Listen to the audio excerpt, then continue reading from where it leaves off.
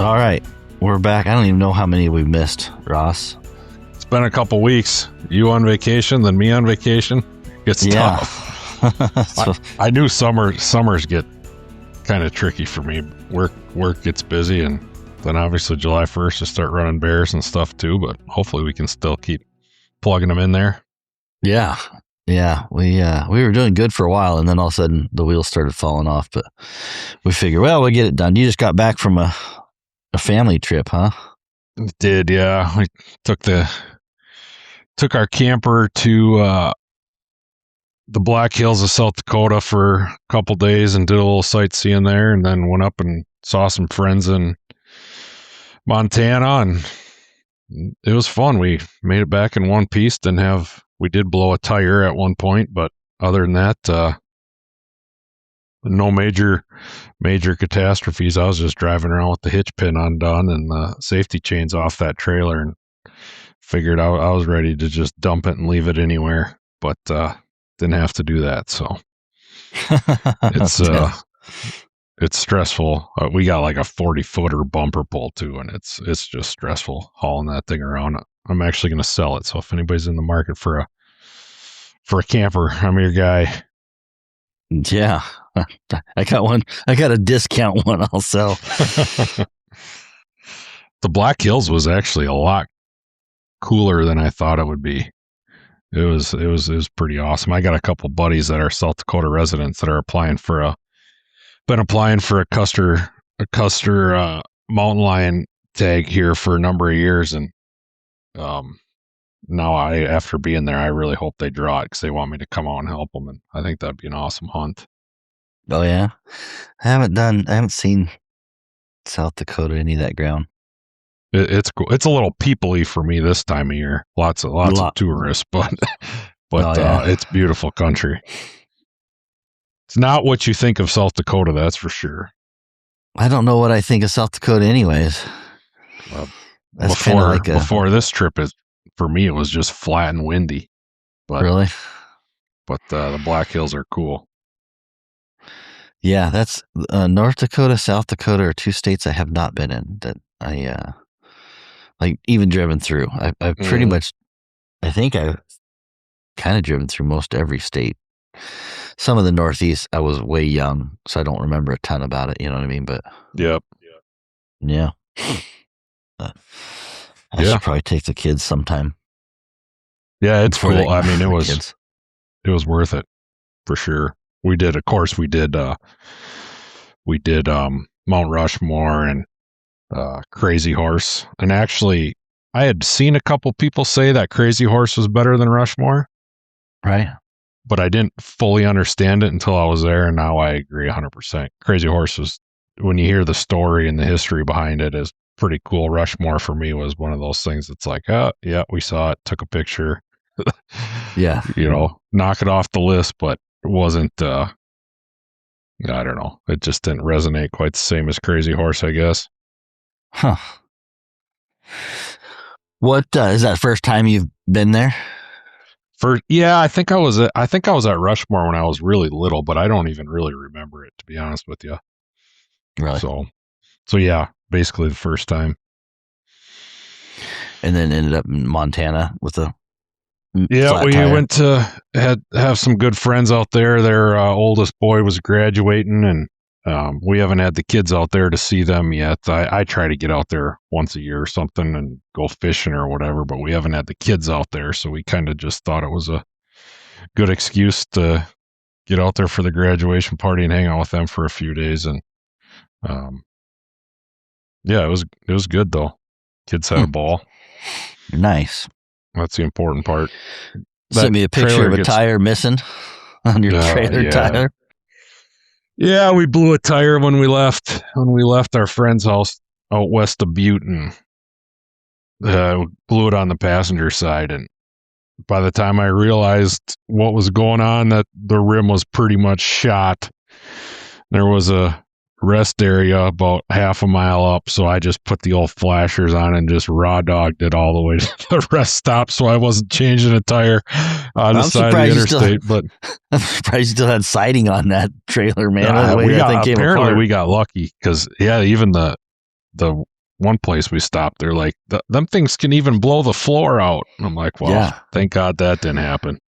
Yeah, it comes in there, he stuffs it up and shoves it up, at speed.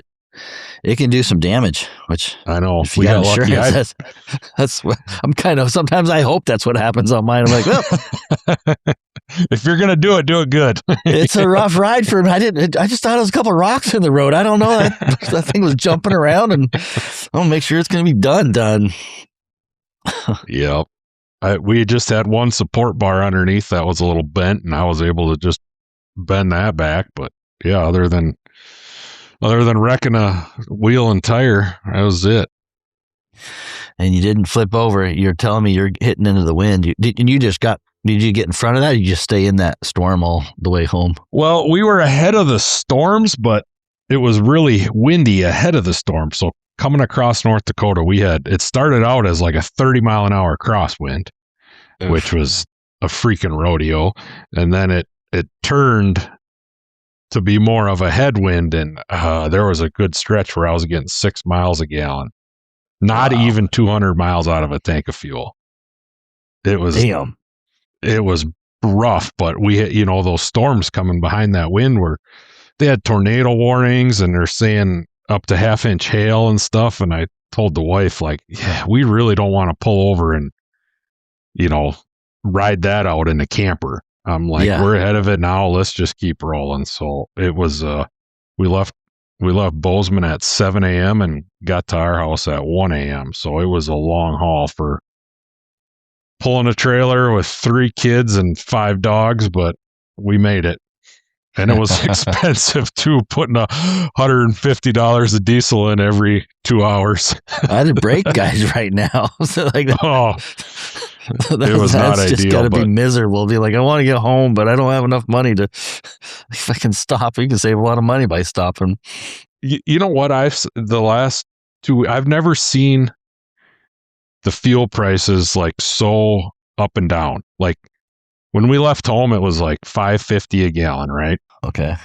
We got through Minnesota and it was about the same. And then like going through South Dakota and North Dakota and even in Montana, like you could find spots where it was like $4.40, even down to like $4.30, and then go 5 miles later and it'd be $5.30. Like really? It was I've never seen it like so volatile like that, like up and down, up and down. $4.30, that's not too bad, especially after you was paying $5.50. But I can't even fathom a four right now, man. I'm sure. They're expensive as shit out here. Yep. I'm sure. Mostly $6 or whatever. Yeah, it's about $6.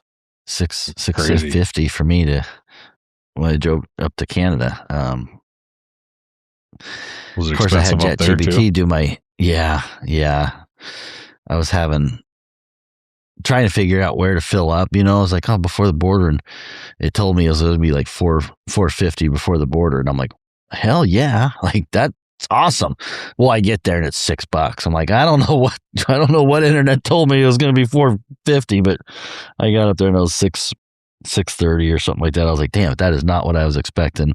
I still filled up, made it all the way into Quesnel, and then filled up there. So it was about the same. It was about $6, something like that. But it's still like, damn, it's expensive trips right now.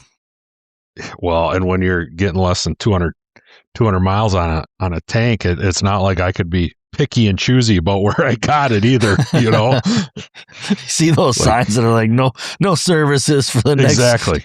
And you're like, ooh, that's. Like, we might want here's to top a fuel off before station. We do this one. Yeah, here's a fuel station. I'm taking it. Yeah. No. Cool. Yeah. No, that sounds interesting. We got to figure out if we're going to do our family trip this year or not. We normally go to Bozeman or go visit Laura's sister.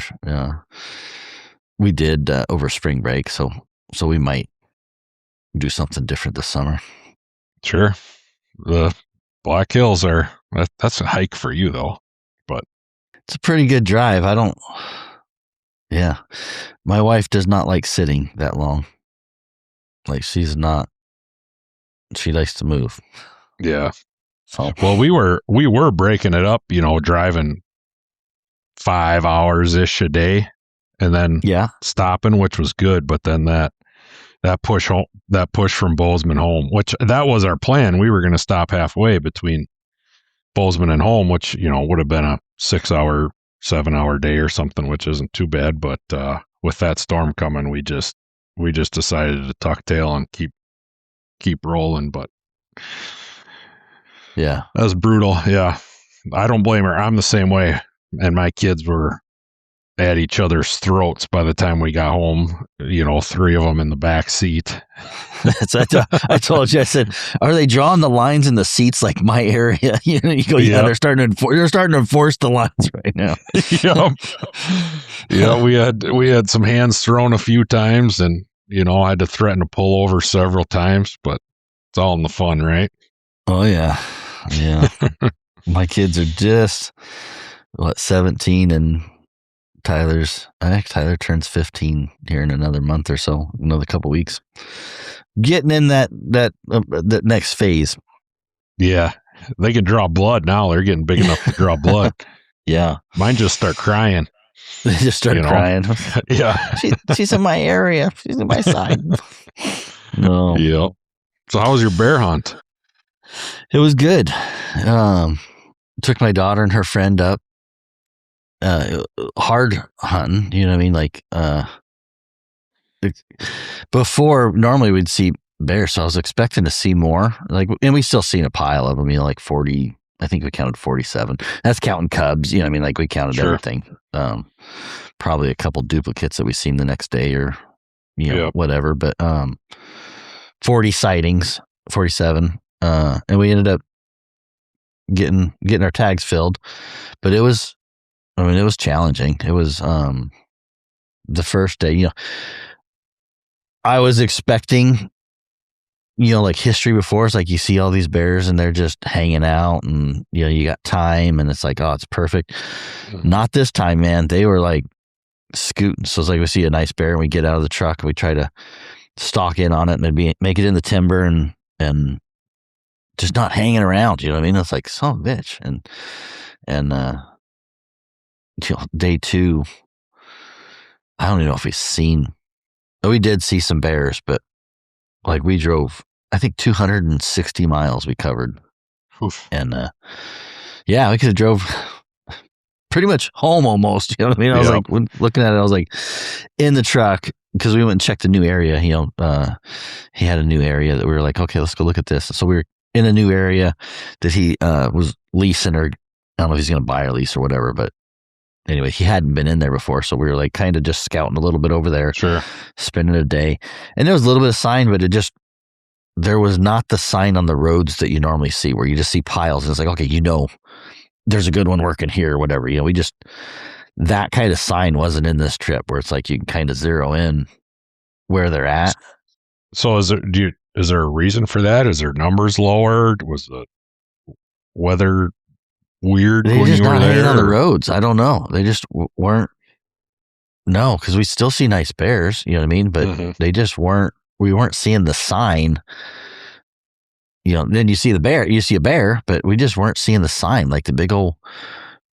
In previous years, I just got those guys have been doing it every year, but for me, like after COVID was like crazy. There was tons of bears. There was no hunting for a year or two, so that was like I try not to use that as my measuring stick, because that was kind of different, right? We're coming off a super high, too many bears, whatever. Yeah.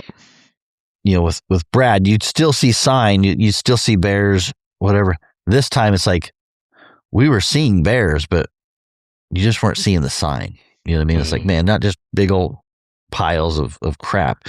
When you cover 250 miles, you know what I mean? It's like, wow, we should see some scat or something. And they like to hang out on the roads this time of year, right? I think that's what they told me when I was out there lynx hunting. Yeah, because they're eating the grass and stuff in the ditches. So yeah, like and the drive out, like when we're loaded up, headed out with the coolers and all that shit, pull up and there's a bear sitting. I mean, I'm literally drive up and park 10 yards away from this bear, video it out my window. I'm like, that's what we were expecting. You know what I mean? Just this thing sitting there right off the side of the road, just eating. You know what I mean? I was like, wow, that hadn't happened for 5 days of hunting, but our last day out, that's kind of what my experience had been before. Is these bears they're not tame, but they don't give a shit. The big ones are just eating right now, and they may run or walk off or move off, but these guys are just really skittish. Yeah. So on day 2, having my daughter and her friend, that was a rough one. Yeah, I told Stuart, I said, hey, here's the deal, man. We've got to, number one, we can't cover this much ground. Like if we don't kill a bear, whatever, but we're here to have fun too. So we can't get out, let's hike. Yeah. Let's, so we kind of, there's 2 ways of going. One is just button down and cover miles and grind. And I told Stuart, I said, if it doesn't work out, it doesn't work out, whatever, but let's just enjoy our hunt. Mm-hmm.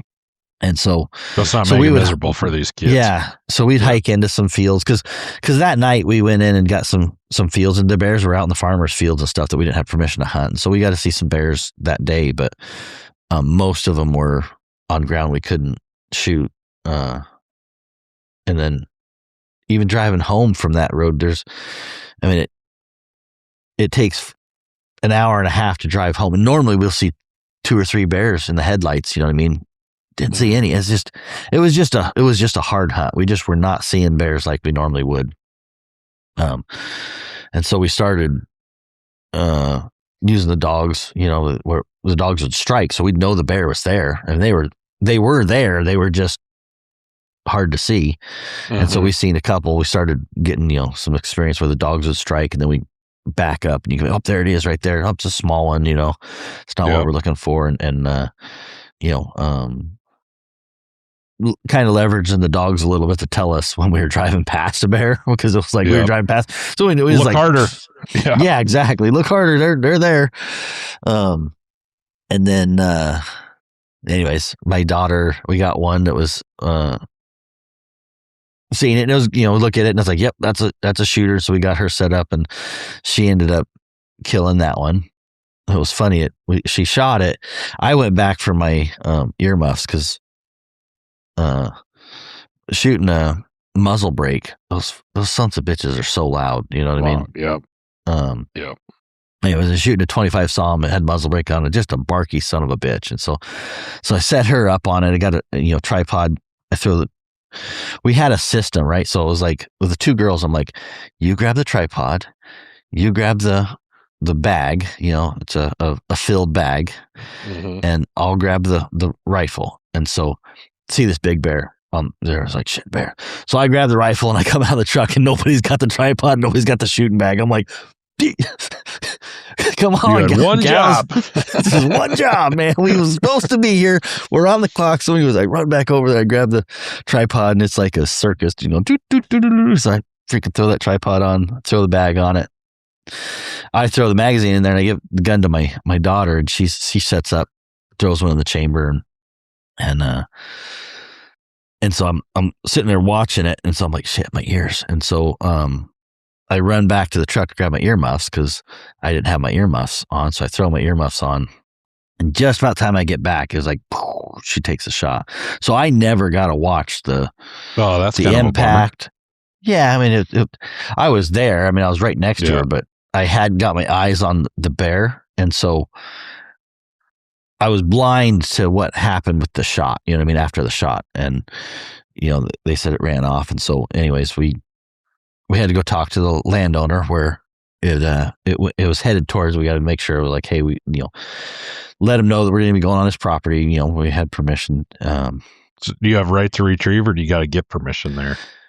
I don't know, but he obviously wasn't worried about get permission.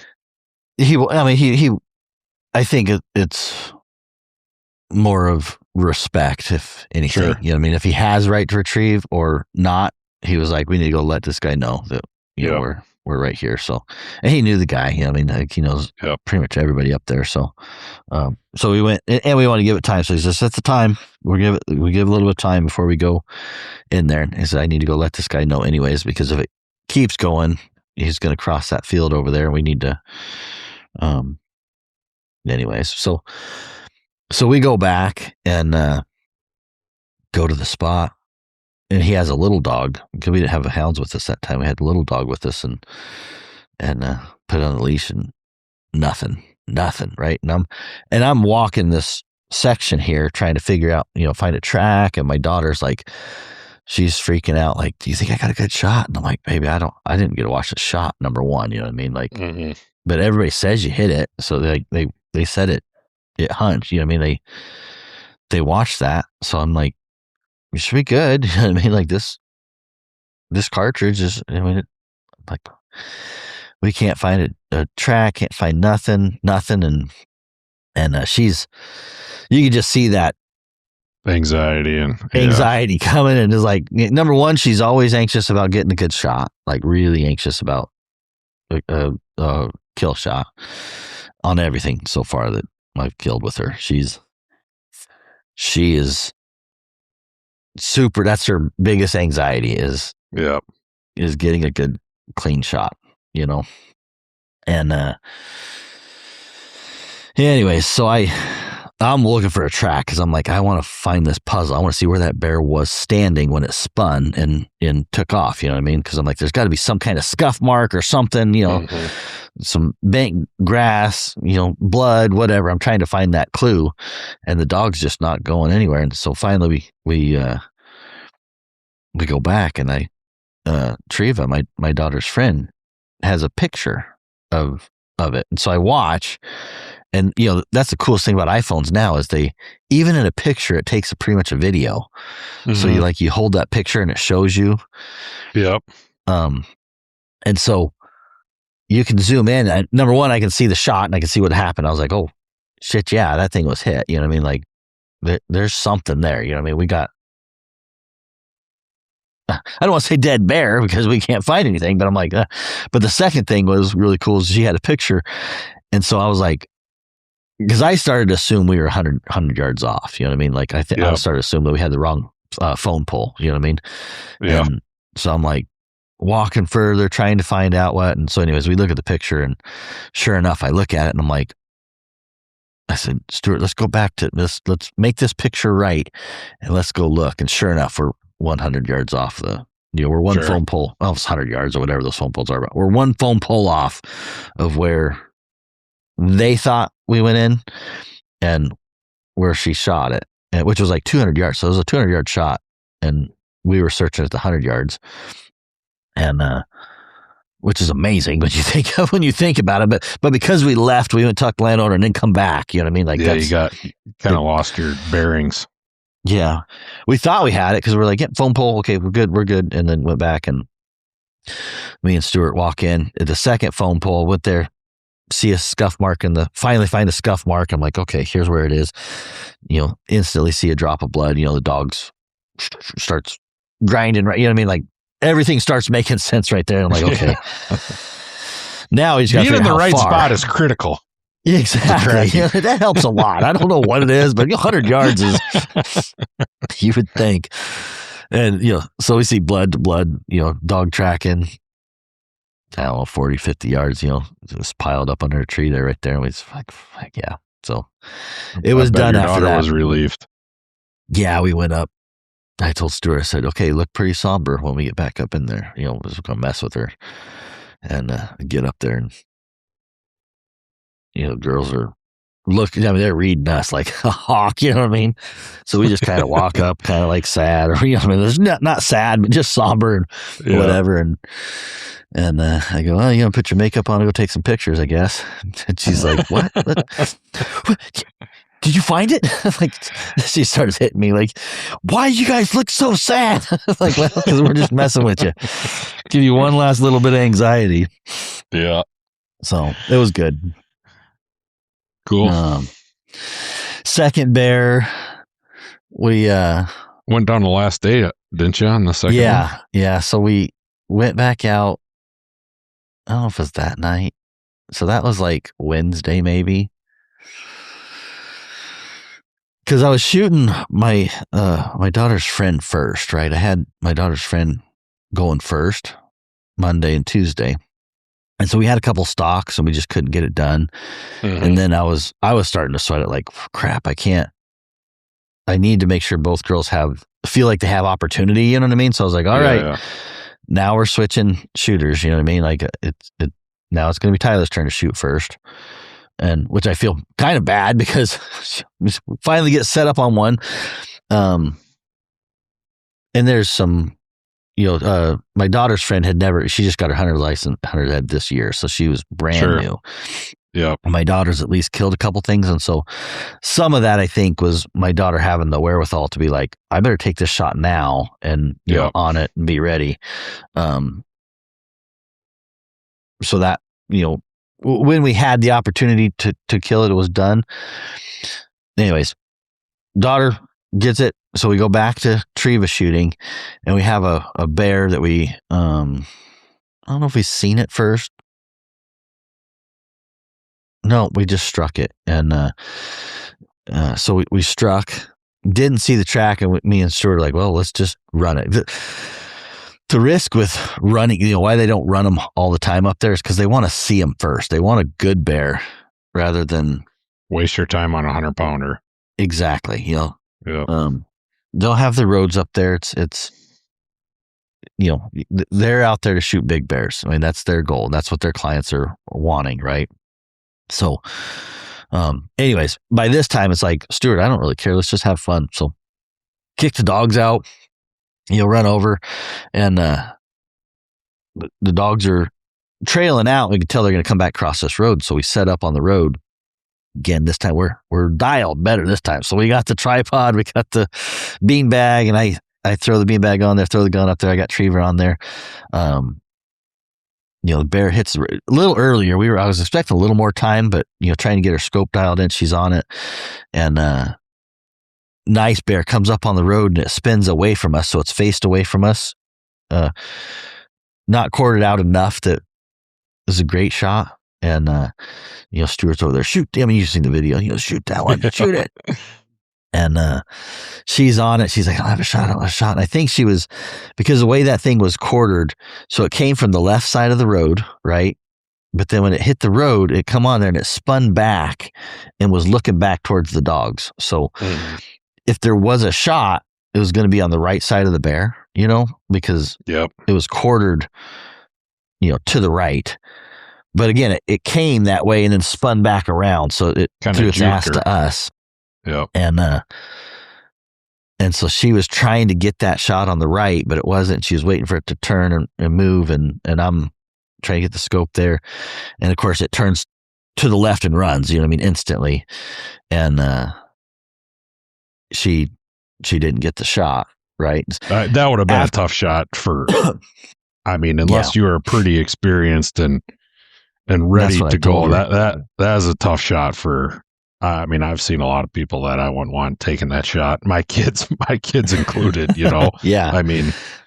That wasn't ideal for sure. No, it wasn't. And I watched the video and it was, and again, I was watching her on the gun, making sure she was, not fighting it, because they're both goofy eyed. So they shoot like left eye dominant, right handed or something, so they're always fighting that scope. So I'm always trying to make sure I'm not zooming in too much. And anyways, after watching the video, like I told her, because she's like, well, I didn't think I had time to shoot, whatever. I said, well, you didn't have much time, but I said, if it were me and you would have to only know this, you got to think ahead. I said, I would have had my crosshairs on the left side of the bear, knowing that bear was going to finish crossing the road to the left, and any shot you had would have been on the left.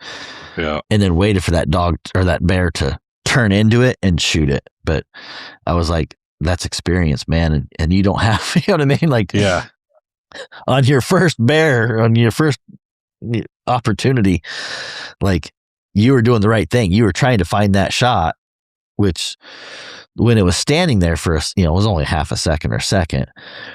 The shot was coming from the right side of the bear, but you just had to know that thing was going to spin to the left, and that's where you would have got your quickly. shot. And do it quickly. Once it decided it was going to turn to the left, it probably wasn't going to turn to the left and stand there broadside, Exactly. You don't know that until you see things. And the other part of it was, these girls want to freaking shoot the heart out. I mean, you know what I mean? The 2-inch, they want a 2-inch spot that they're aiming at. And I had to explain, I'm like, if you're in this situation, you got to remember that vital area is 12 inches. You know what I mean? I'm like, that vital area is pretty big. And so nobody that is shooting a walking or moving bear, ideally, if we can get it standing, I mean, drill it exactly where you want. But when you're shooting them like this, you just got to put one in the vitals. You know what I mean? And sometimes you just got to send it. So there was a little bit of anxiety on that. That was a pretty high stress moment for her. You know what I mean? Like these 14-year-old girls are like, I got to remember, I'm like, man, there's a lot of emotions on some of this stuff. You know what I mean? That we're pushing the limits. And so how'd she come out of that? I mean, was she excited after, bummed, or little everything? I don't know. Like, she had a lot of emotions. I can, you know what I mean? You could see, she had some tears and some, I think she felt like she messed up, and sure. You know what I mean? Like let her chance slip away, kind of. Yeah. Like Stuart was like, shoot that one. You know what I mean? Like he was, he was doing his guide service. Like, it's a big one. Shoot it. You know what I mean? Like, he was excited. That's why I texted, tell him to pipe down back there. Yeah. And so, and then when he watches it get away, he's like,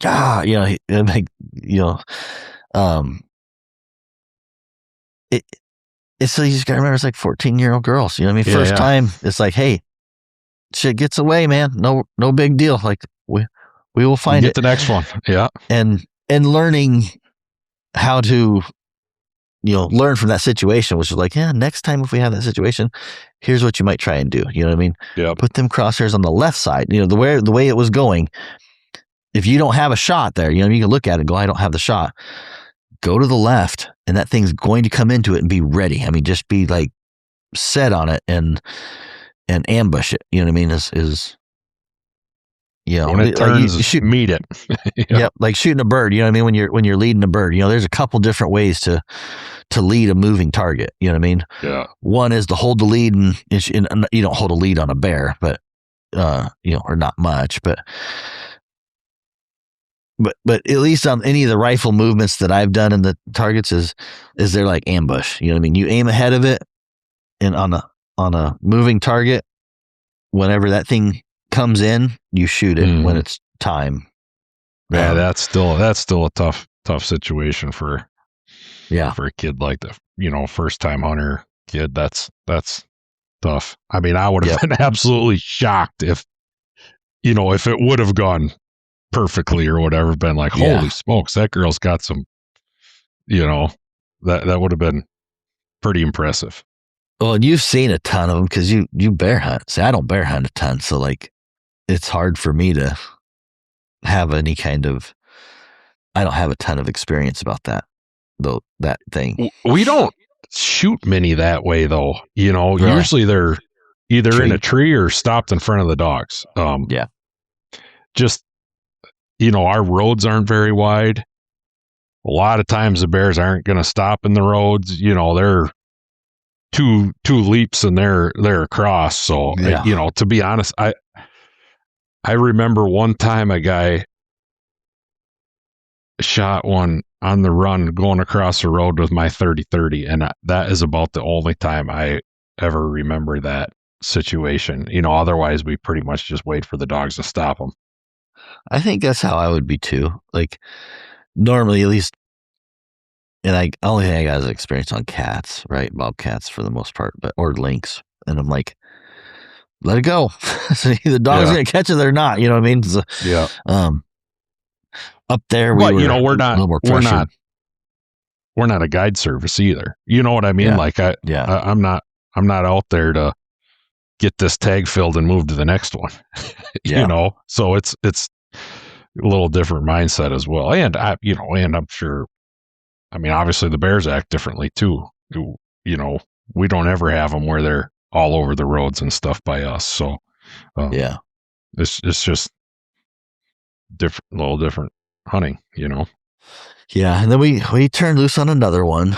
So how did that one end up? Did they, did you guys catch the dogs there, or did they keep running that for a one, while, or catch it? Actually, that was the one that we tried to get back in on. They started walking it and stuff, and so we tried to slip in there. We never even got close. So Stuart doesn't have. He guides too much, right? He works too much. So I wouldn't say his dogs are like bear dogs. You know what I mean? Like, just knowing the caliber of, it's like cat hunters and bear hunters. Like, there's guys that got really good dogs. You know what I mean? Like, but they spend all their time on dogs. Well, Stuart's freaking moose hunting. He's got to switch over and do spot and stalk bear hunting. So his dogs have to sit quite a bit. You know what I mean? So. Well, and also the style of hunting we were just talking about kind of comes into play too. If Stuart ran all the bears and was waiting for his dogs to catch it or whatever, you know what I mean? You're probably going to, that would require a higher caliber of dog, or however you want to say it. I mean, you're putting a lot more onus on the dogs at that point. Oh yeah, they got to be in shape. I mean, like, getting bear dogs in shape is just a different style. You know what I mean? So I was like, running them small ones. So anyways, I lead that to say that his dogs don't really care for a mean one either. You know what I mean? Sure. Like, they looked like they were going to for a while, and then one hung up, and I was like, oh crap, one stopped, and I thought maybe something got hurt, because it stopped. And then and so we get in there closer, and I'm thinking, well, we're gonna have to hike into that dog anyways, because maybe that dog's, in my last experience having the dog damn near die, I was like, well, that's not good. You know what I mean? Like, it brought back memories of my shy dog, just falling out of the race. I was like, man. And then so we get in close, we're probably 800 yards away, get about 700 yards away, and then the next one kind of goes back to the other dog, and we're like, man, what the hell's going on? And then of course the last dog's like, yep, I'm out too. So so I assume that bear got tired of those dogs barking at it. It's the only thing I can tell. And again,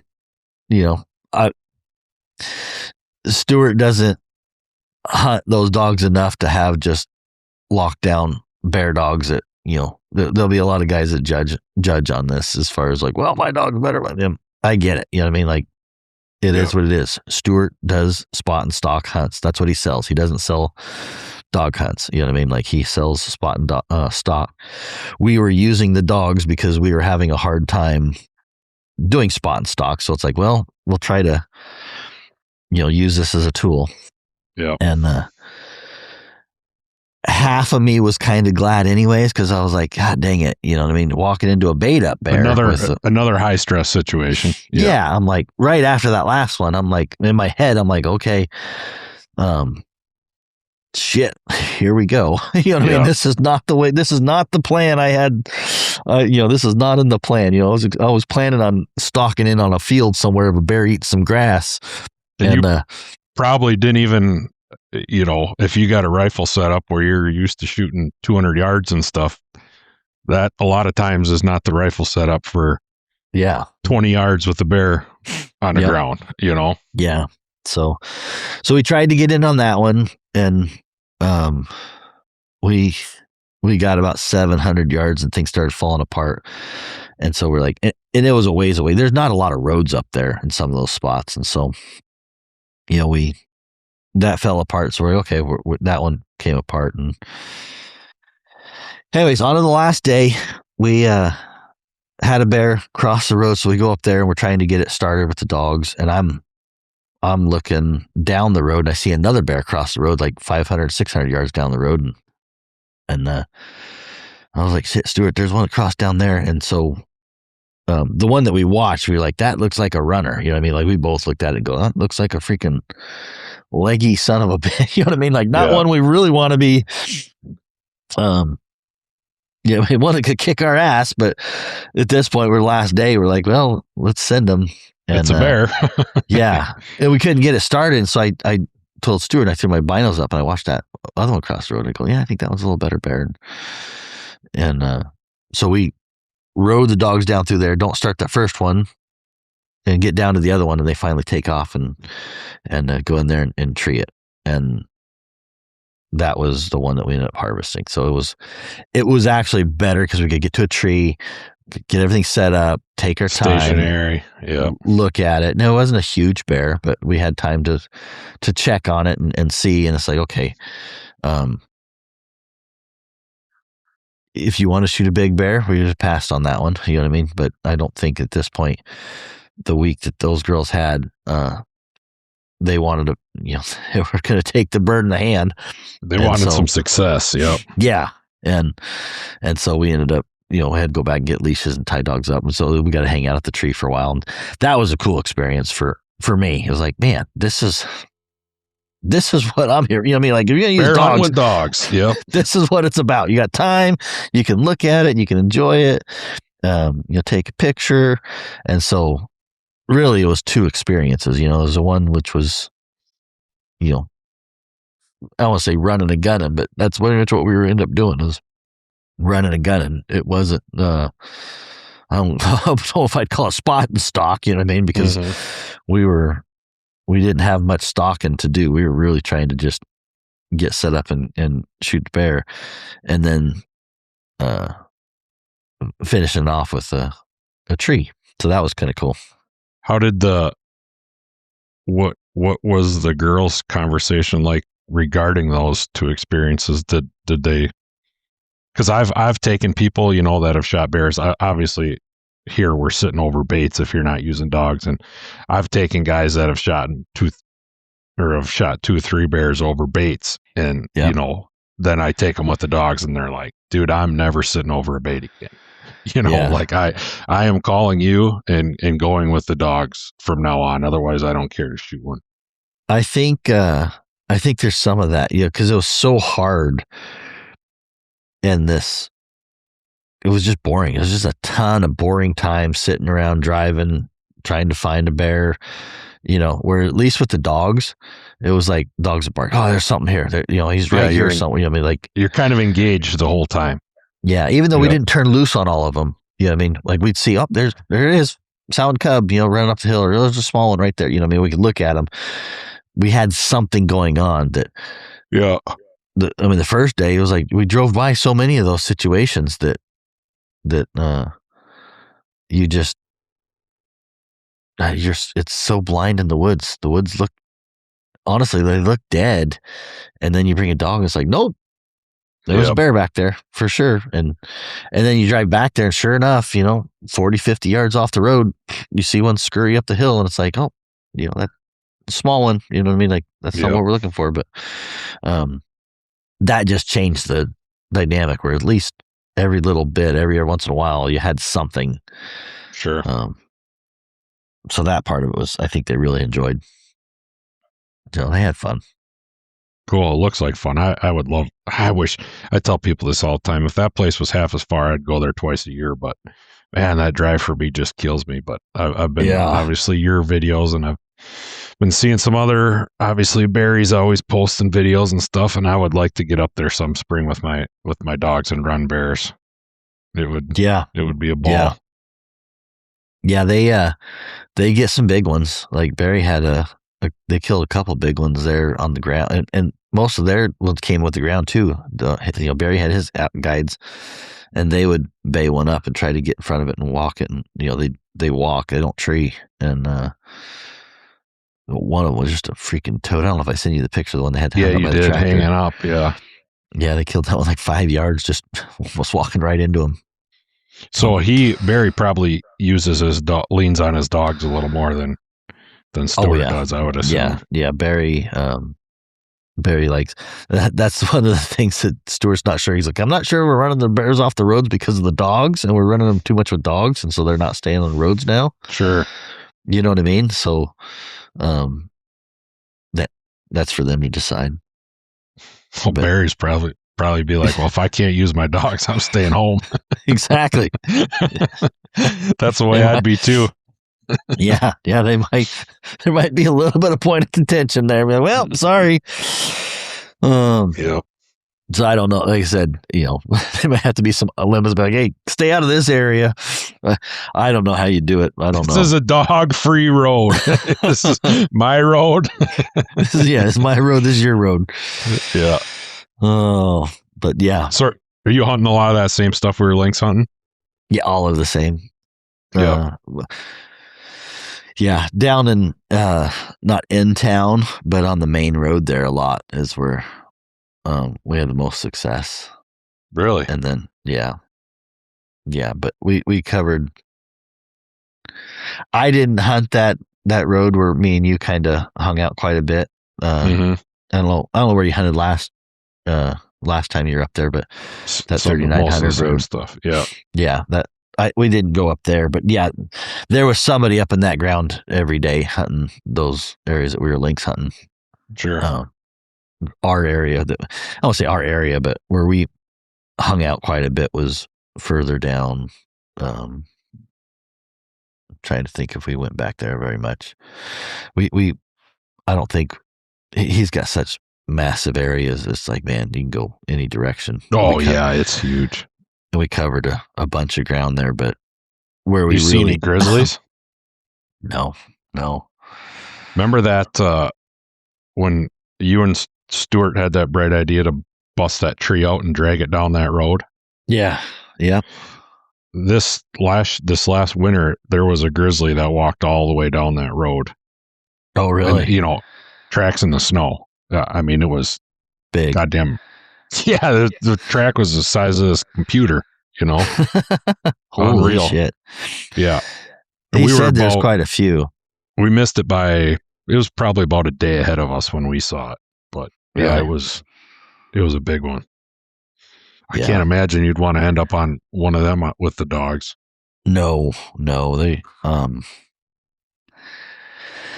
imagine one of these days I'll see one. I haven't, I might have seen one driving home. There's a couple times where I'm like, but I don't think I've fully seen one like in true respect to be like, yep, I was kind of expecting to see one this trip. I thought though, especially cover as much ground as we did. Yeah, they try to avoid those areas when they see one. Like, yeah, there's one up there. Leave that one alone. Yeah, we're gonna go somewhere else. Yeah, my cousin Andrea faked me out. We were staying with her at her place, and the day before we went there, she sent me a picture of a grizzly right in her front yard because she knew that I had dogs with, and well, then come to find out it was AI. I'm like, God, I hate AI because I fall for that shit every time. I get a video or something and I'll send it to people and be like, oh, look how cool this is. And then, of course, somebody's going to be like, oh, that's AI. I'm like, God. To get you. Yep. Gets me every time. And she got me good. This AI stuff, it's really helpful in some things, but man, the images, you see all these images on social media, Facebook or whatever, and it's like you can instantly, maybe not those images, Ross, but the images of the pictures. Right. They're getting some people, but man, some of those I'm like, they're all the same. I tell you what's starting to scare me is all the data centers going up everywhere now. Really? That's the problem with, I don't know how, of course, being a bird hunter, I follow because a lot of the places where they want to put the data centers is what they think is like ground that's not good for anything, but a lot of that's good bird habitat. Right. So in the bird dog world, this stuff is floating around all the time, and just the amount of water that they got to run through those data centers, and pumping back, it's just, it seems like we're going to be losing a lot of habitat because of these data centers, and AI just keeps getting bigger and bigger and bigger. Yeah. You say there's a lot of people getting pissed about it. Yeah. I mean, I'm starting to see it in the bird dog world, especially. People that are using AI, and especially like a bird dog company or bird dog AKC or NAVDA or something, is using AI to make these advertising, marketing emails and stuff, and then the data center is going, somewhere in the grasslands or whatever, and destroyed 80 acres of sharp-tailed grouse habitat, so I'm starting to see a lot of people start to turn this back on people that are using AI, which I understand to some extent. That's interesting. Like, I know there was a someplace in New Mexico, they were proposing a data center. Well, obviously water's hard to come by in New Mexico.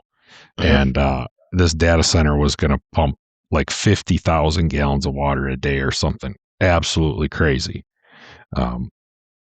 And they return the water, but the water gets heated up while it's cooling the data center down, and then they're pumping it back, so like the repercussions of that. And I've seen some streams that have dried up next to data centers and stuff. I don't know. I don't think it's a great path we're headed down personally, but I don't know what you do about it. I don't know what the answer is either. Obviously, I don't think AI is going anywhere. No, it's not. It's interesting. That's yeah. It's gonna be the next chapter. Like, I don't like that part sounds frustrating. Yeah, because it's like, I gotta mess with this AI stuff on the business side, right? Trying to figure out what and where, and there's some really helpful things like our sweepstakes, dude. That is just amazing that I can teach it this model to do these complicated steps with precision that used to take me days. You know what I mean? So, being able to aggregate all of our orders over a 2-month period and go, if Ross bought a t-shirt, I want to give him 3x the points. You know what I mean? And if he bought a sticker, take that money that he paid on the sticker and multiply that by 5. You know what I mean? So that all of that data goes in there and go, here's my rules. Oh, and by the way, we did a promotion between May 21st and May 25th or whatever it was, that we were like, yep, 3x bonus points for this promotion period. And then down to, you buy 3 different. You bought one April 2nd, and then you come back in and bought an antenna on April 25th, and then whatever May 6th. There's 3 different orders. Combine those orders, but keep the order numbers. I mean, it's amazing. I mean, it is absolutely amazing. And it's gotten pretty good. Like, it was in the beginning, teaching the model, there was errors, and I had to go through and find the errors and the break-ins, you know what I mean? And it's getting accurate enough, because I always spot check. I always go back and through and check, until I, see if I can find a problem. I'm like, okay, I need to find somebody that has, 6 orders, or I need to go find somebody who bought a sticker. I need to go find somebody who got the bonus points this way, or got the bonus points that way, or, one of the errors was like discounts. It wasn't taking the discounts out, or I mean, like all these little things that happen that it calculates wrong. And so you can find those, and then you build the rule that says, whatever. And so, but now it's like, I save this little program, this little file, and I say, hey, I'm going to send you a new data set. spell out my prompts. So what you're going to do, and it tells me list. I'm going to do step one. I'm going to step this, step that, step this. I'm going to remember that you didn't like this last time, so we're going to fix that. And I'm like, looks good. Here's my data. Runs it, cleans it up. Everybody's in there, and then I can go back and check all my work and go, this guy's supposed to have 87 points. This guy's supposed to have 163 points, and check all these different scenarios, and everything's lining up. And it's like, dang, I mean, that part of AI is, and people talk about losing their jobs or whatever. And it's like, I'm not paying somebody to do that anyways. You know what I mean? Like, number one, they'd hate me. You know what I mean? Because it always ends up being me having to go back through. Like, even when I had, I was like, here's what we're going to do. And an employee or whatever would do it.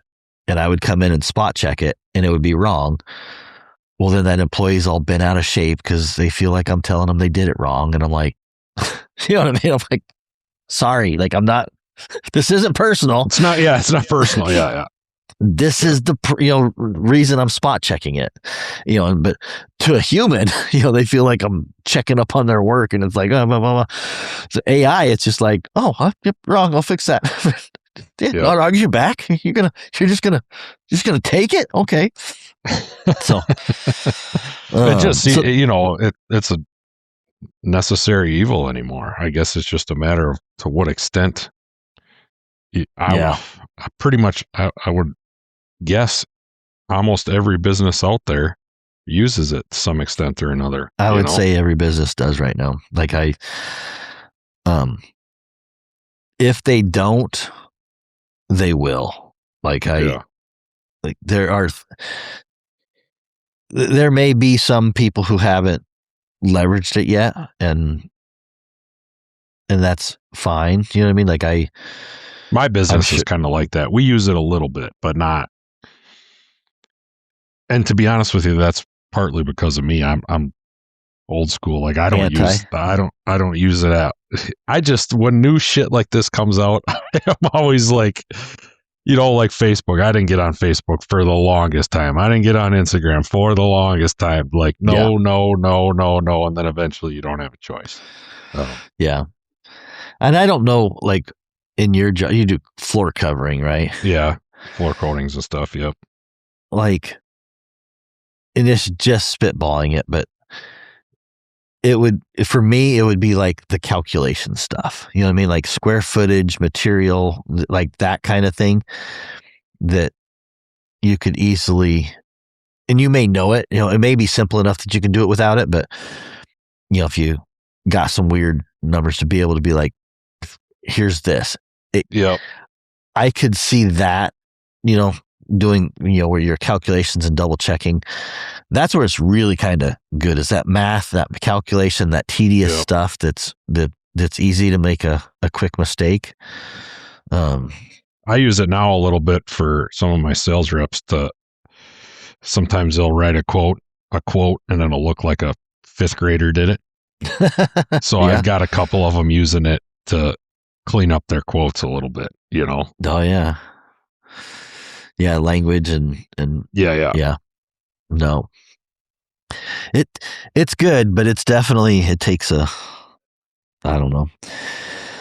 I had it wasn't yesterday. Yesterday I took off. I played hooky from work. I had my daughter's 8th grade graduation, and then me and my boy put this Mustang together, got it started, and then my daughter had a dance recital. So like, I just was like, I'm taking the day off and doing kid stuff. But before that, we're working on this new website. It's we need to get a faster updated theme. And so it's like, websites, it's always something, always something. And the developers sent me this new website. They're all excited about it, which was, it was an AI integrated into the website for me. And it was, I think I burst his bubble a little bit. You know what I mean? Because he was all excited. He's like, you could tell he was like, man, I got this and this. And it's really cool. Yeah. And so I was playing with it, and I the first one I played with was our shirt builder, right?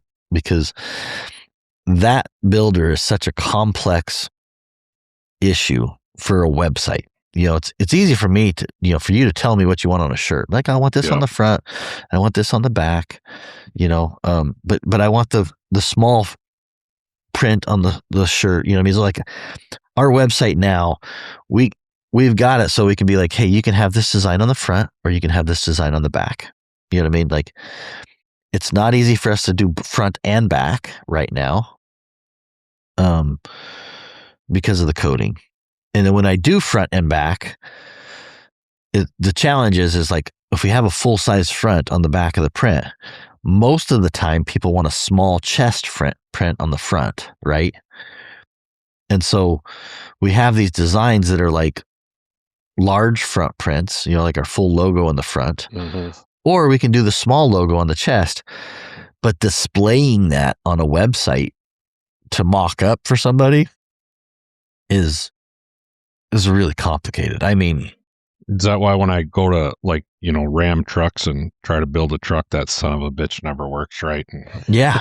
The complexity of configurable items is a multiplication factor, meaning, let's just say I got 10 colors of shirts, right?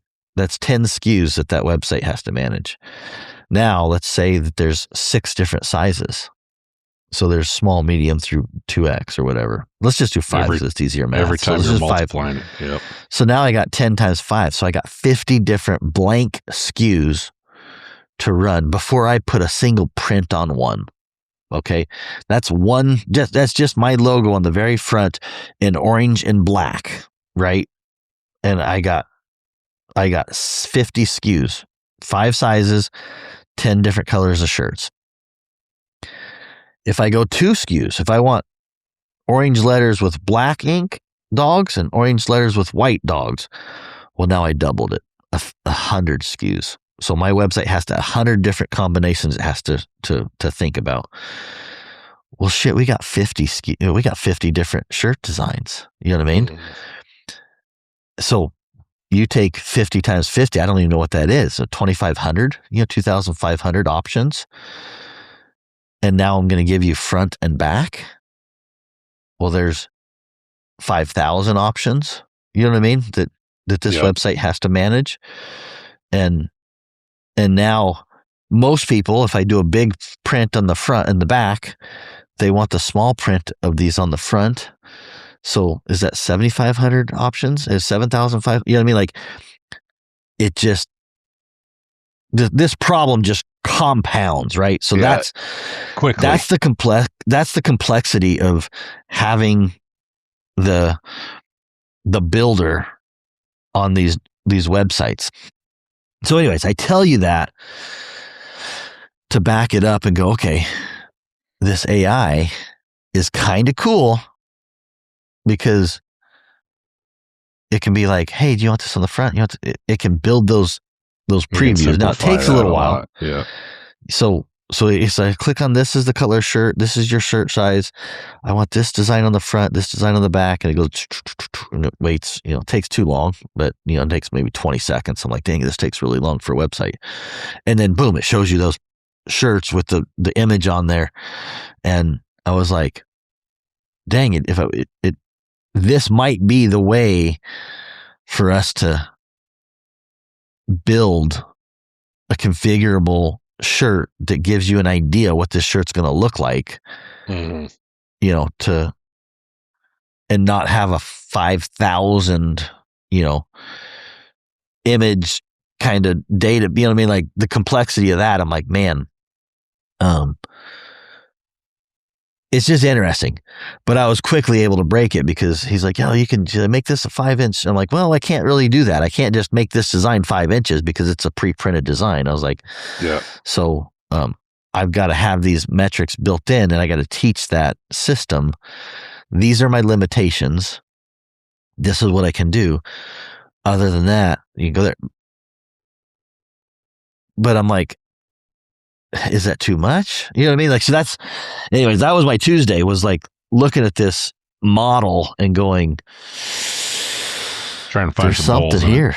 There's something here. I easily find the holes because I said, I want pink ink, right? And I don't offer pink ink, right? But I could tell this AI model to try to do pink ink. And it didn't give me the pink ink, but when I said change it to a blue shirt, it was like, okay, well, you want a pink ink and a blue shirt. And I was able to confuse it. You know what I mean? I was like, okay, start over. And it did, I don't know if you ever mess with AI, but when I try to build a picture with AI, an image with AI, let's just say I'd like, take my logo and put it over here. It makes some dogs that are just slightly goofy. And I'm like, that dog has a little longer ear than it's supposed to. Fix that. And so then it shortens it to 2 shorter ears. And I'm like, no, I don't want you to shorten ears. And so I get in this yo-yo with AI where when you start building something, it just changes it. And then it remembers other stuff. So it's frustrating. And anyways, I found myself in that scenario with this when I was testing on my website. I was like, and so the second one he showed me was a Garmin builder, right? And I'm like, okay. At first, I didn't like it because it's kind of like our builder. You go through there, but he had a little thing in there. You upload a picture of your dog, and then it would show a yellow strap on it when you're selecting straps on it. Which was like, okay, that's kind of cute. Whatever. I don't like it, but you know what I mean? Like I can see where the developer's like, this is, whatever. And I'm like, and so I'm talking, and again, I can tell I just let the air out of this developer's, because he's like, this is gonna be cool, blah, blah. And I go, here's the deal. I said, and I walk him through. I go, okay, click an Alpha 300, 10 dog collar system, whatever. He's like, cool. He goes, yeah. And I click on there, and I said, all right. And I uploaded my image. It's got 3 dogs in it. I just grabbed a customer image, just throw it in there as a sample. And I click it, and it puts all the dogs yellow. And I go, okay, now here's the thing. I said, look over on the left or the right. I go, this is a $4,600 order. Okay.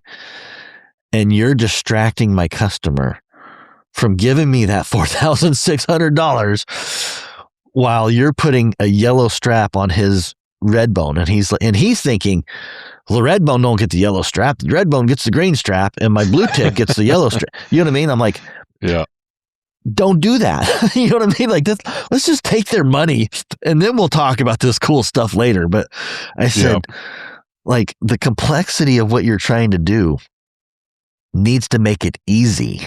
You know what I mean? I said, you showing me a picture of a dog and putting a green strap on it or a yellow strap or a red strap is detracting away from, number one, in business, the sale. You know what I mean? Like, hey, there may be customers that enjoy that, but I got plenty of customers that are like, I don't give a shit. I know what my dogs look like with a yellow strap on it. Could you just take my money and give me my stuff and submit order, then we'll figure everything else out. So I told him, I said, here's the deal.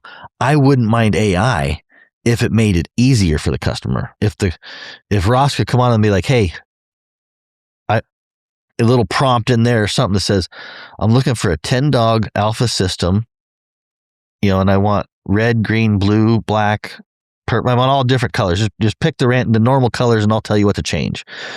And this system was like, here's your alpha. Do you want the inReach or not inReach? I got, it comes back and says, I got a couple questions.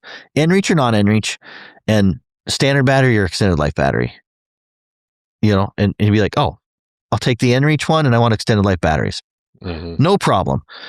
Here's the colors I suggest: red, orange, yellow, green, blue. Well, list 10 of them. And you're like, switch the black one for a silver. You know what I mean? Okay, done. Check out. That might be, I don't know. Like I'm torn. You know what I mean? I'm like, okay, is it better than my 6 pages? You got to go through on my website now, because sometimes it's a pain in the ass to order these big systems where it's like, we try to make it so that you can order a multi-dog system in one wizard, right? So it's like you select your handheld, you select how many collars you want, you select the straps, but again, the complexity gets into what flex bands do you want? Do you want the mini flex bands? Do you want the standard flex bands? Do you want the ruggedized flex bands? Do you want the extended life battery? Do you want the standard batteries? What color straps do you want? Do you want the mini straps? Do you want the full size straps? You know what I mean? As a human, we can walk through this on the phone and work through it. I wonder if we'll be at a situation maybe soon that you could kind of do that with the website. Sure. After hour. And like, I'm never going to not answer the phone. You know what I mean? Like, you want to talk to a human? Dude, call me. I enjoy talking to customers. You know what I mean? I'm not looking at it to be like, oh, I want to get away from my customers. But tons of people order online without calling us.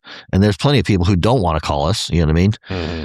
And so I look at it and go, man, can AI make their experience better? Yeah, give you almost that same experience as if you were on the phone. If I could teach this system how... Yeah. Anyways, again, I burst their bubble because I was like, this is wrong. This ain't going to work. Don't skew with the cute stuff on my 10-dog alpha system. You know what I mean? Like, we don't need to be showing them pictures of their dogs, you know, in a yellow strap. I said, but if I could go from a 6-step program to 2 questions, yeah, you type in, what are you looking for today? I'm looking for a 10-dog Alpha 300 system. Okay, awesome. I just need 3 questions. In-reach or non-in-reach? Standard batteries or extended life batteries? And what color straps would you want? Here's my recommendation. In-reach, extended life batteries, switch the blue for a light blue. You know what I mean? Like, everything else looks good. Send it. Here's my card.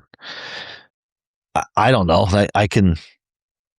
That's where things are going. I can tell you, you know, whether we're not going to be leading the charge or anything, but in 4 years, that's what I guarantee you. That's what.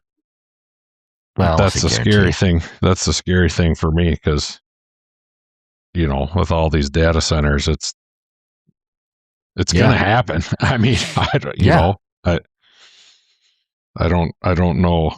I don't know how we're going to stop it. I mean, we're not going to stop it, but hopefully we can just come up with... It's growing at a pace that's absolutely phenomenal. Because I have a company that I work with and contract with, and one of the things they do is they look at the trends and stuff like that, and they tell me that, you know, AI, Google and Chat GPT and Grok are getting very close to the shopping part where they will shop for you. And sure. I look at that and go, my first instinct is I don't want my website on that ability because I fully believe fraudsters are going to use it first. You know what I mean? I think it'll be ripe for fraud. You know what I mean? I think fraudsters are going to use that language to be like, hey, I got a list of 100 stolen credit cards. Can you find the places that don't check fraud, you know, for 300s? You know, find small websites, you know, that would not catch the fraud and spread out your purchases across, you know, 10 of those. And so it would be like, it would just sprinkle in fraudulent orders across different platforms. And I'm sure we'll get some of them because we get them all the time. And it'll try and buy these devices that it can resell. And I don't want my website. I don't want to be a part of that because I hate freaking chasing fraud. I really like working with hound customers. Well, and that does it at a pace that I would imagine it'll be just a snap of a wrist and it'll be a huge thing instead of, you know, now it's one order or something. Yeah. Yeah. But you let AI run that and, you know, they'll buy 1,300s or something in a hurry. It could. Yeah. And so I just don't want I don't want W to be too quick on letting ChatGPT do a checkout. You know what I mean? So it's like, I don't think our customers are on that leading edge. You know what I mean? So it's like, I know I'm not. I'm not ready for ChatGPT to shop for me. You know what I mean? I ain't damn sure I ain't giving my credit card to ChatGPT. Well, shit, I just told you I resist that stuff as long as I can. So I'm the same way. Yeah. Some people will implement that quickly, right? And go to like, hey, here's my credit. You can give them every credit card and be like, tell it to go shop and go find the deal and whatever. And it's like, man, problems are coming with that, and I just don't want to be a part of those. But I do look at it and go, okay, I can't bury my head in the sand. I got to look at it and see what's coming. Number one, to protect myself from fraud, because fraud's coming for us. Like we've fought fraud for 10 years. You know what I mean? Like it's one of those things that I hate it. I hate it. When we see a fraudulent order come through, we've been able to identify them, with ChatGPT. So far, it's going to be hard. Or AI, it's just going to get more difficult. It's like, is this a real person using AI to place the order, or is this a hacker to place the order? Is it a crazy goat lady, or is it a hacker? Exactly. Are these goats? Man, bring the goat ladies over. Come on. So I don't know. Like I said, that's the part of the business stuff that I sometimes don't enjoy having to sit and think about in this time. Like right now, like having an e-commerce business is, I don't know. But brick and mortars are almost dead. So brick and mortars are almost dead. Web traffic is almost dead. Like Google traffic, or is quickly deteriorating. Like wow. Like on the scale of 20 to 30% down because AI. So people aren't going to Google and browsing websites to get their information anymore. They're using AI, and AI is doing that. So we're not seeing the customer come to the website like we used to, where you'd have a customer come in and they were reading about the 300 or whatever it was, or a review that you wrote and posted. Like it used to be that the customer would read those and that's where they would get their information and learn. Now AI is doing it and presenting our information to the customer. So it, you ask about a review on a TT25 and it's like, oh, here's what W said. Here's what Outdoor Dog Supply said. Here's what Conky said. Yeah. It didn't send you to me, Billy's, or Conky's website. You know what I mean? It was like, you stay over there and I'll just tell you what I want to tell you. You know what I mean? Like, so, you know what I mean? They're not on your site. Oh, that antenna I need to grab, whatever. You know what I mean? Like you pick that up or whatever. So anyways, I just say the we are in a big change is upon us on website stuff. It's crazy. So yeah, it's.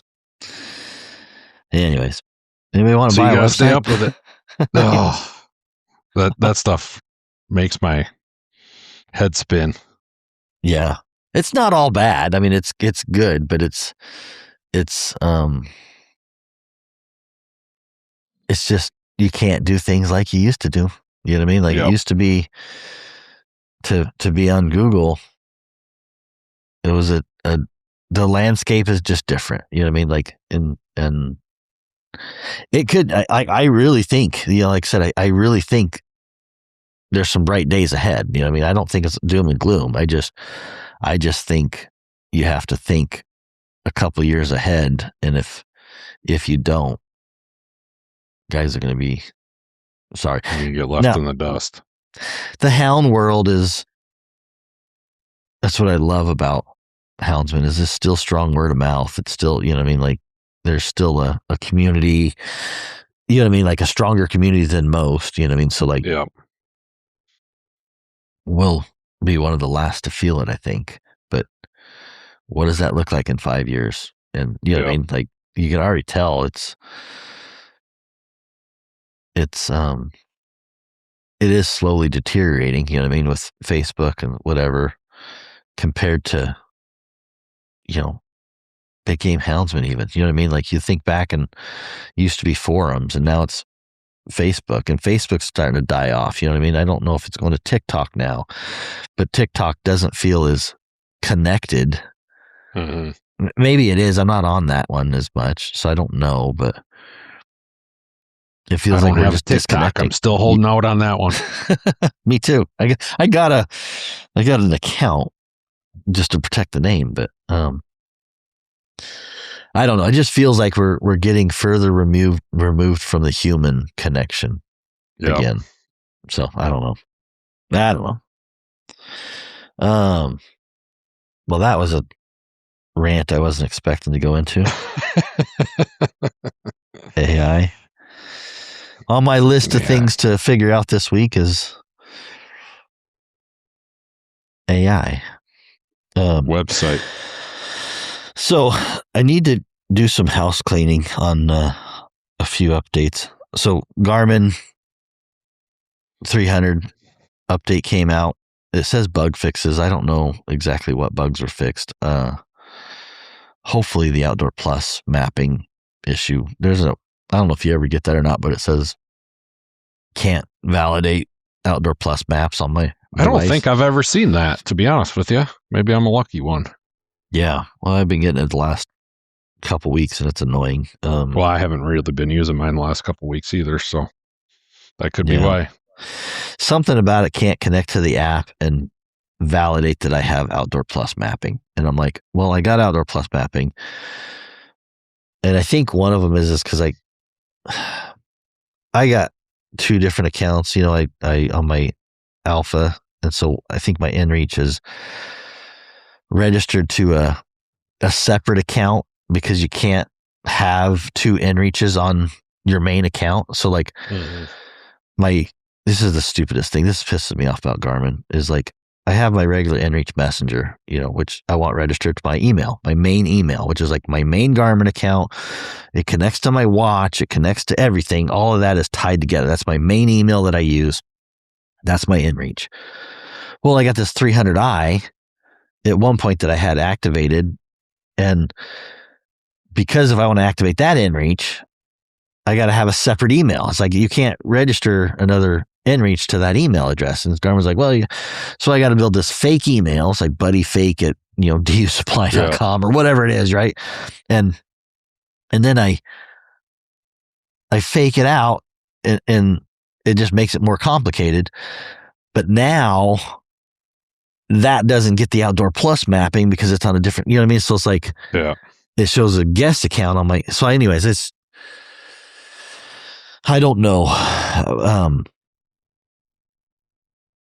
It just gets frustrating. So I don't know if that's why I'm getting that message, just because it can't validate it. And it's like, do you want to delete them? I'm like, no, I don't want to delete them. Yeah. I'm like, so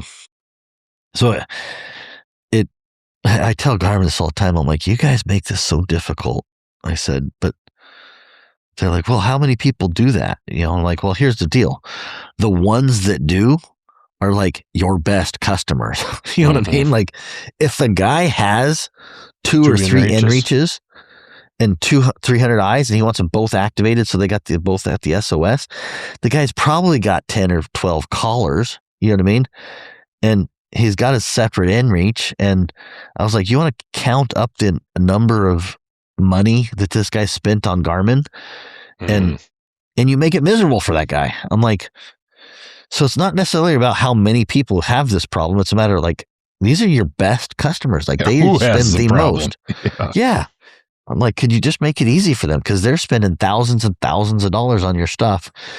And all they get is errors, messages, and problems that make shit don't work. And I'm like, but the one guy that buys a $250 inReach at Bass Pro or whatever, his shit works good. You know what I mean? Yeah. Like, no problem with that guy. Guy that spent $7,000, he's got headaches. I'm like, anyways, that's my rant. Update. Maybe they fixed that Outdoor Plus issue.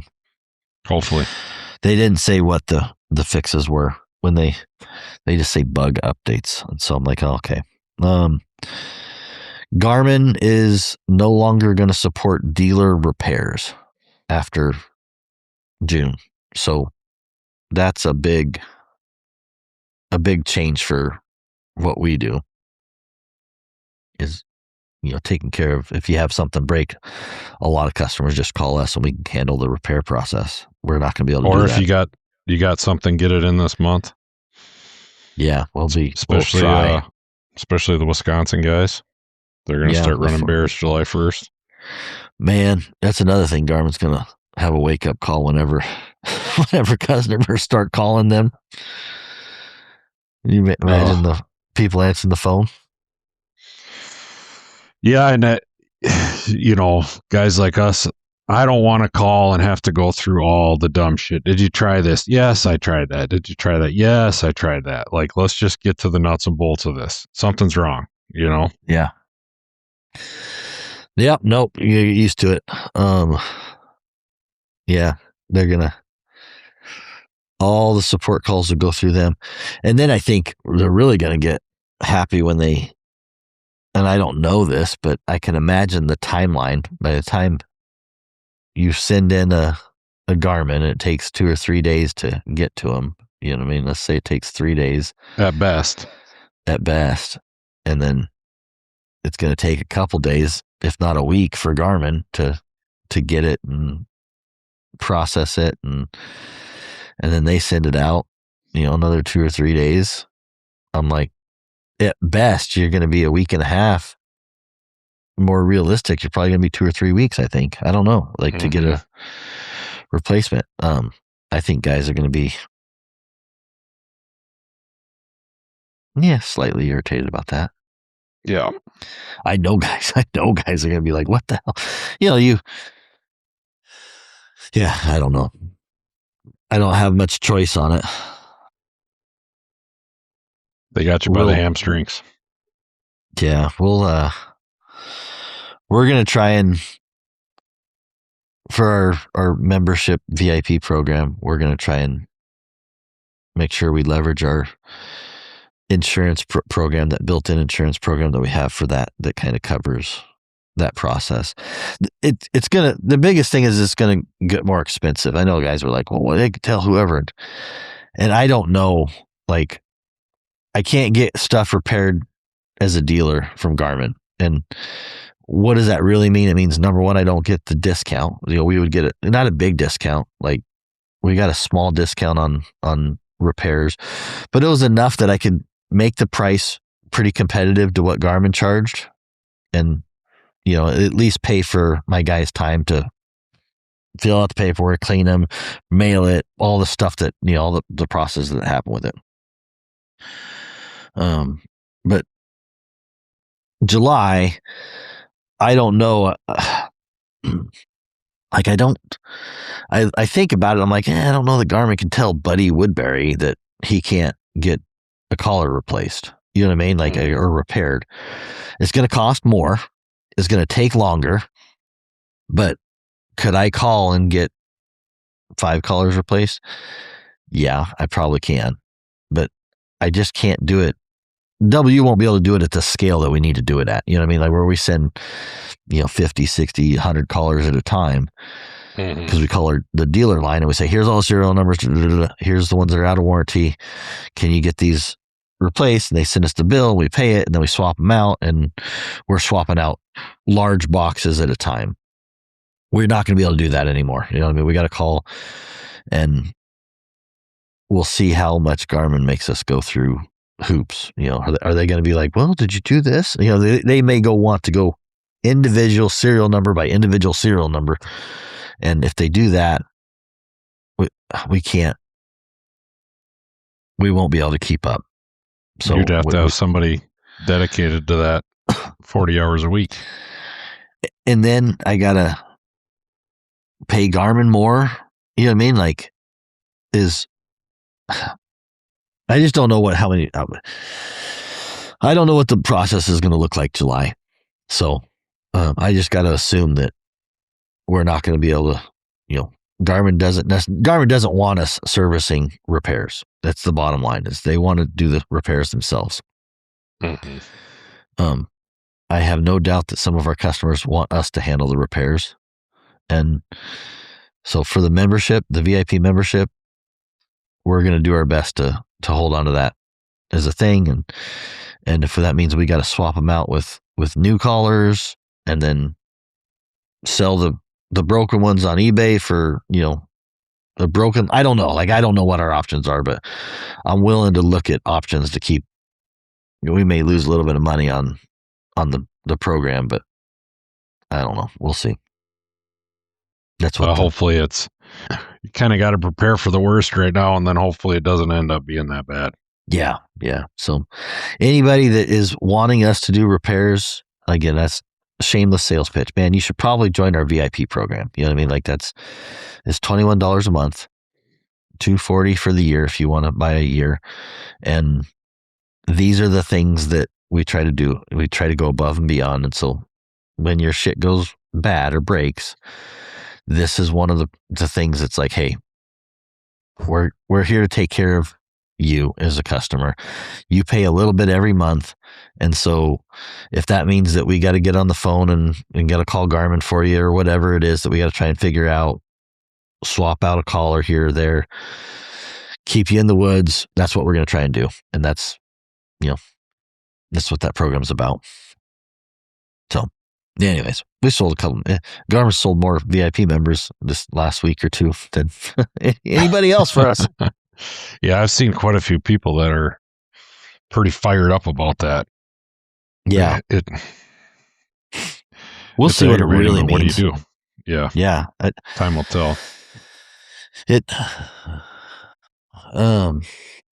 The prices will go up. That's the bottom line is it's just going to be more expensive and it's going to take longer to get your repairs done. So if you go through Garmin, it's going to cost a little more, and it's probably going to 2 to 3 weeks is my guess for getting something repaired.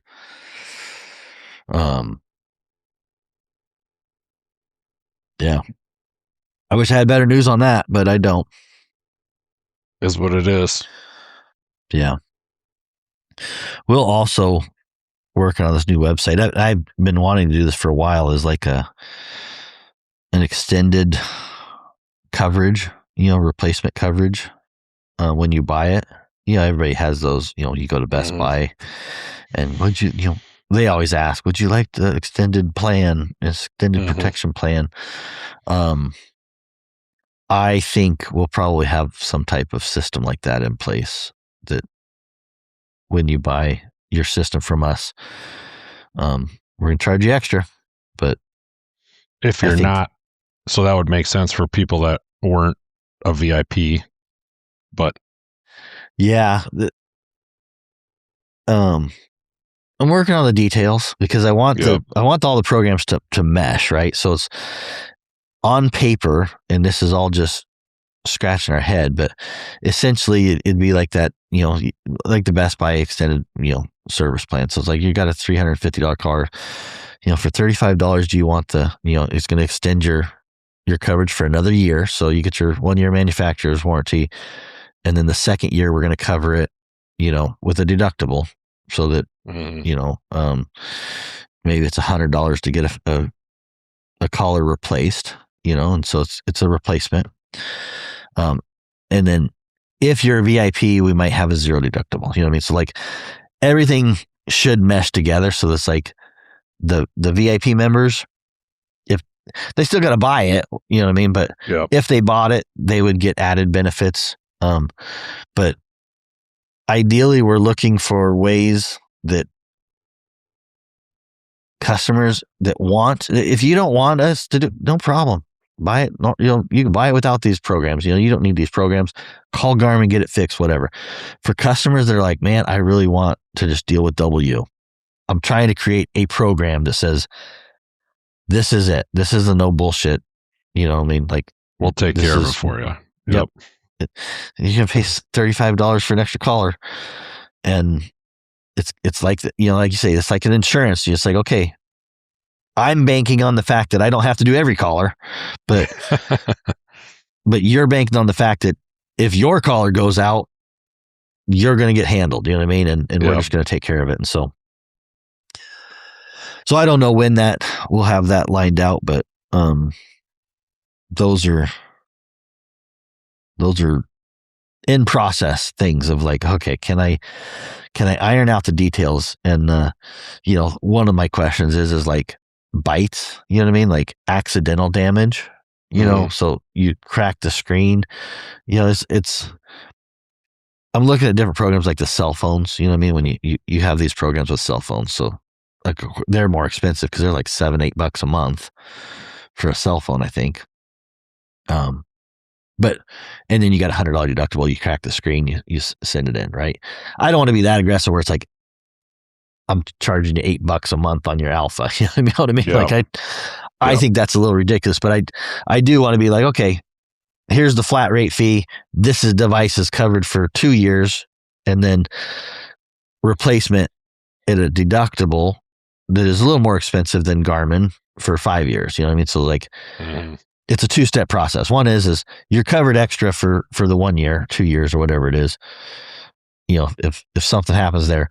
But the second process is let's say in 4 years something goes wrong and you're like, you know, I really don't care about the paying to get it fixed, but I just want my shit in 2 days from W. Yeah. And so if Garmin charges $300 for a repair, we're probably going to be $370, $325. You know what I mean? We'll be a little bump on top of Garmin and be like, hey, here's what we'll do. We'll handle the repair for you. We're going to charge you an extra, you know, it's a deductible. So you pay a little more than you do with Garmin, but you're also going to get it quicker than Garmin because we're going to right away. We're going to send you one off the shelf if we have to. And, you know, and we'll deal with the wait for Garmin, whatever it takes, you know? So I don't know. I like, it's frustrating that we got to come up with these, I don't want to say gimmicks, but these processes that take care of our customers, but also play by the rules. Yeah, you're trying to come up with a solution for a problem you didn't create. That was just put on you.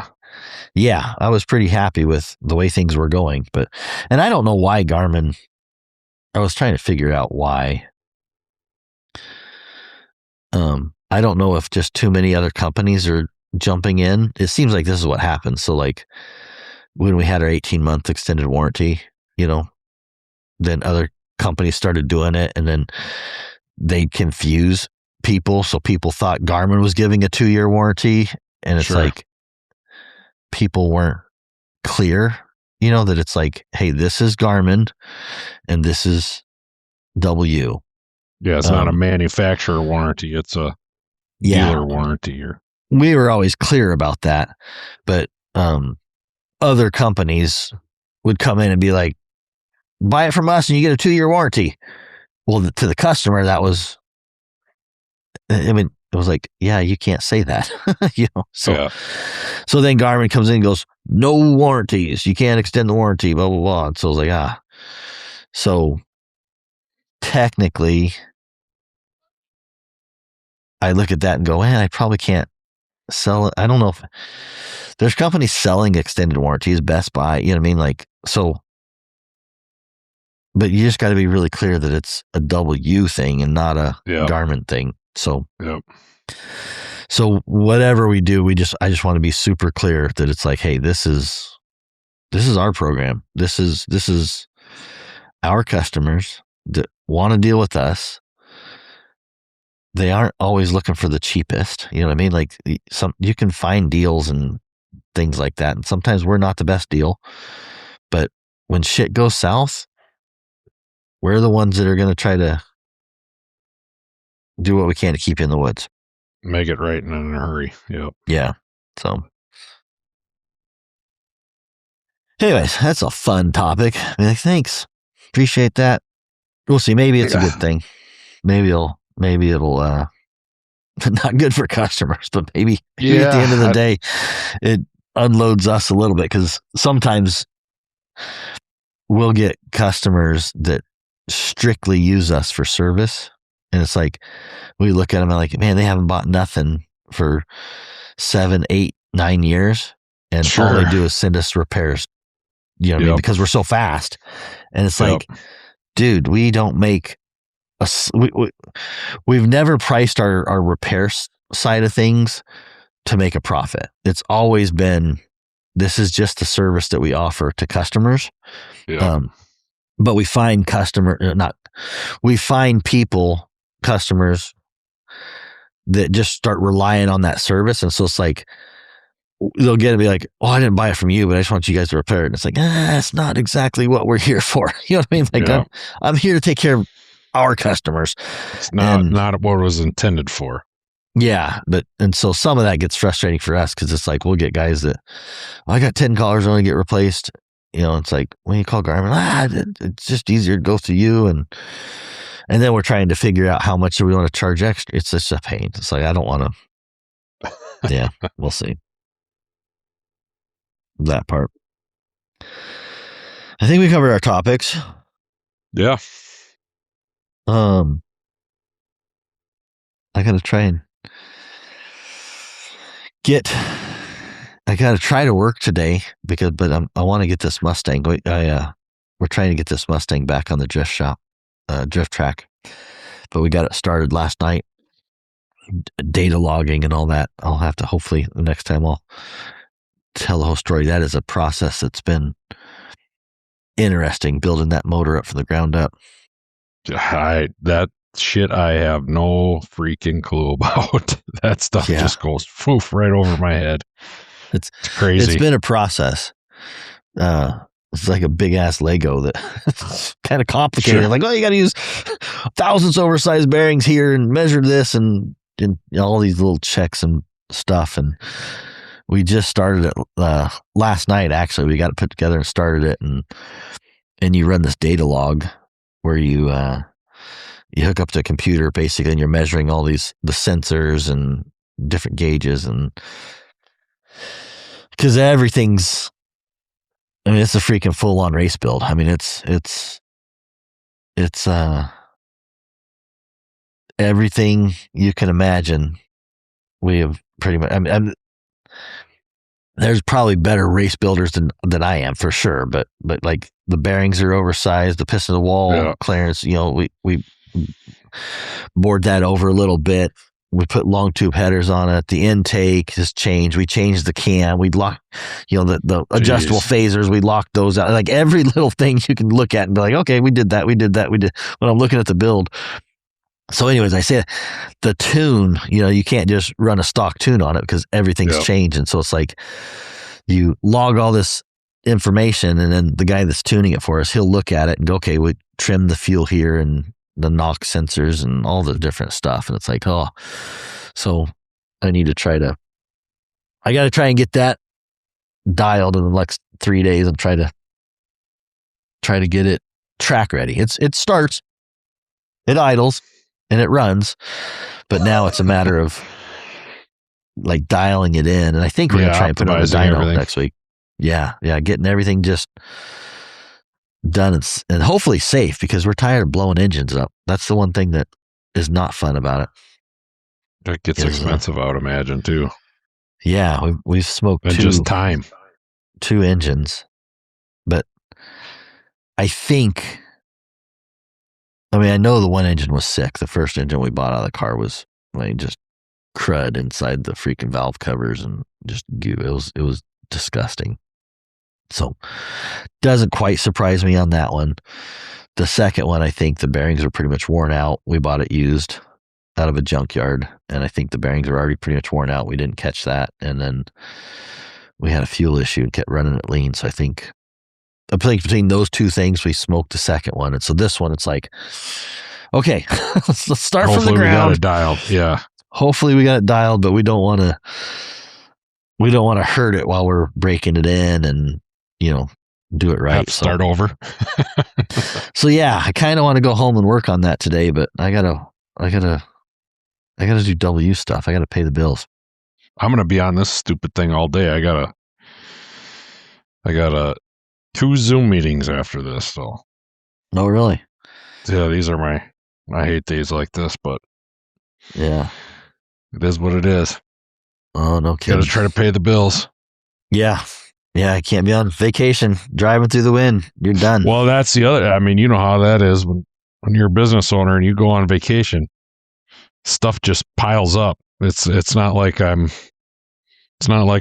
checked out and it's like I'll just start off where I left off. It's like everything Everything's just waiting for builds you. up. Yep. Yeah. I kept texting and emailing people back. I'll get back to you next week. I'll get back to you next week. Well, guess what? It's next week now. So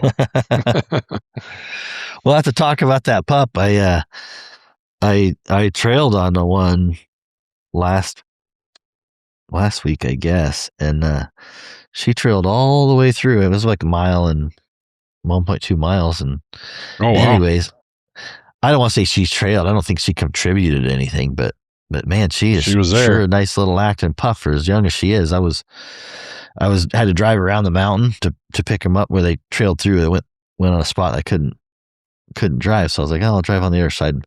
And I remember thinking, man, I'm gonna have to turn around and go all the way back to the beginning to pick her up. Yeah, she's gonna flip out and go. No, I got her with all the other dogs. So we didn't catch anything, but I have a feeling that if we would have, she would have been at the tree. I don't know. If they can just keep tagging along long enough, eventually they'll figure out what you're after, even if they don't know what the hell they're doing now, Yeah. Yeah, but my wife was telling me I need to get them out. They are driving her nuts right now. So yeah, mine are bad right now too after being gone. And it's since I got back, it's been raining, so I haven't been able to exercise them or anything. And mine are kind of the same way, getting a little stir crazy.